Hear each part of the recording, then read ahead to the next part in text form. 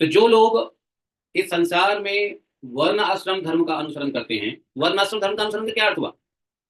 लोग बात बड़ा कंफ्यूज रहते हैं कि वर्ण आश्रम धर्म का मतलब हम गृहस्थ में आ गए तो वर्ण हो गया, आश्रम हो गया, और हम जो है और हम क्षत्रिय हो गए तो हमारा वर्ण हो गया क्षत्रिय। नहीं, वर्णाश्रम धर्म का अनुसरण करने का मतलब ये है, पहला कंडीशन क्या है वर्णाश्रम धर्म का बताओ?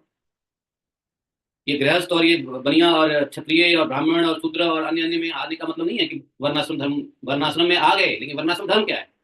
वर्ण और आश्रम में तो आ गए लेकिन धर्म क्या है?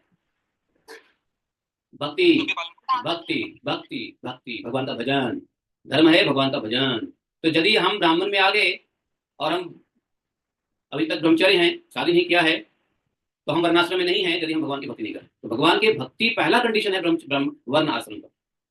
कोई व्यक्ति हाउस होल्डर्स है, हाउस होल्डर लाइक गृहस्थ, लेकिन और साथ में वो बनिया वर्ण में है और गृहस्थ आश्रम में है, लेकिन भगवान का भजन नहीं हो रहा है, तो उसको वर्णाश्रम नहीं कहेंगे। आप उसको धोखे से ही वर्णाश्रम का कैटेगरी मत रख देना। वर्णाश्रम का मतलब ही है पहला कंडीशन टू बी फुलफिल्ड, कि भगवान की भक्ति हो रही हो। तो भगवान की भक्ति नहीं हो रही है तो वर्णाश्रम धर्म ही नहीं है, वर्ण और आश्रम ही नहीं है वो विवर्ण है और अनाश्रम है। वर्ण आश्रम नहीं है, विवर्ण अनाश्रम है।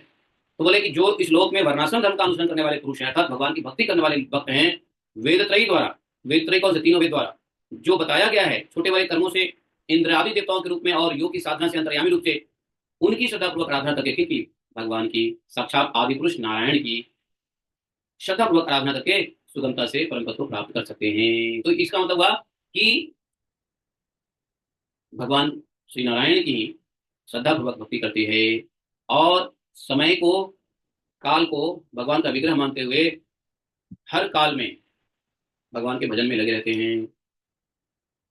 इसलिए भगवान ने भी कहा है सततम कीर्तन तो माम। सतत क्यों बोला? क्योंकि सतत समय हमारा शरीर है, भगवान का शरीर है। सतत शरीर क्या है? भगवान का शरीर है। इसलिए भगवान काल रूप में विराजते हैं सतत, तो इसलिए भगवान ने कहा सतत कीर्तन करो। उन्होंने नहीं कहा कि संडे को छोड़ दो, मंडे को कर लो, ट्यूजडे को कर लो और सैटरडे को आधा कर लो, संडे को पूरा खत्म कर लो, भजन छुट्टी कर लो पूरा।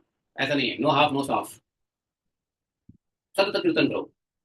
इसलिए भगवान के आराधना में, योग साधना में कोई छुट्टी नहीं होता, कोई सैटरडे नहीं होता, संडे नहीं होता, कोई ब्रेक नहीं होता, इंटेंशनली कोई ब्रेक नहीं होता, सतत होता है।